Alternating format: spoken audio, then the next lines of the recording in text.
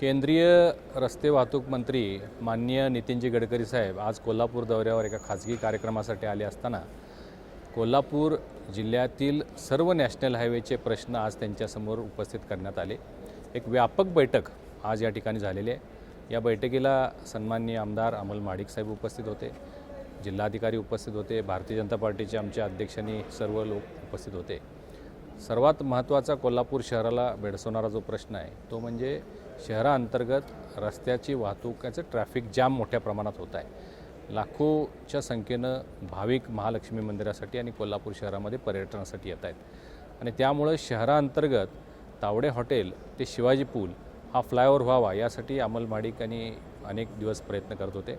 आज त्याला तत्वतः गडकरी साहेबांनी मान्यता दिलेली आहे आणि महापालिका आणि जिल्हाधिकारी यांना आदेश दिलेले त्याचं लवकर डिझाईन बनवून द्या आणि त्याचे लागणारे सगळे पैसे केंद्र सरकारच्या वतीनं दिले जातील।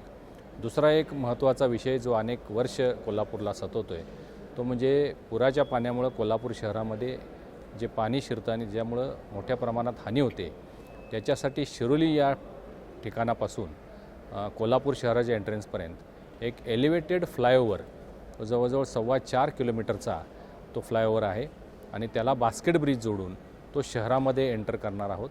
पुढं तो उजगावपर्यंत जाणार आहे असा हा 4.25 किलोमीटरचा फ्लायओव्हर।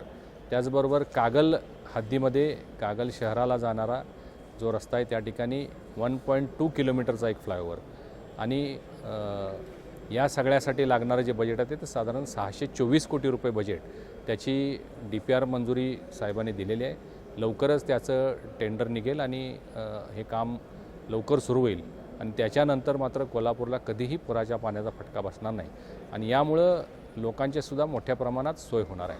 हे दोन मोठे प्रोजेक्ट आज गडकरी साहेबांच्या माध्यमातून कोल्हापूर शहराला मिळतात। मी कोल्हापूर शहराच्या जिल्ह्याच्या नागरिकांच्या वतीनं गडकरी साहेबांचं मनपूर्वक अभिनंदन करतो, आभार व्यक्त करतो। त्याचबरोबर गडिंग्लज आणि आजरा शहराला जे आता रोड्स झालेले आहेत त्याला रिंग रोड बनवावा अशी एक नव्यानं मागणी आपण केलेली आहे। त्याचा प्रस्ताव त्यांनी मागितलेला आहे।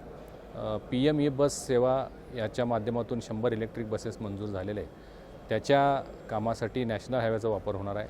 त्याच्या रकमेचा मोबदला जो द्यायचा आहे त्यामध्ये सूट मिळावी अशा आणखीन काही विषय त्यांच्यासमोर मांडले आणि सगळ्यांना सकारात्मक उत्तर गडकरी साहेबांनी दिलेले आहे। मी साहेबांचे मनपूर्वक आभार व्यक्त करतो।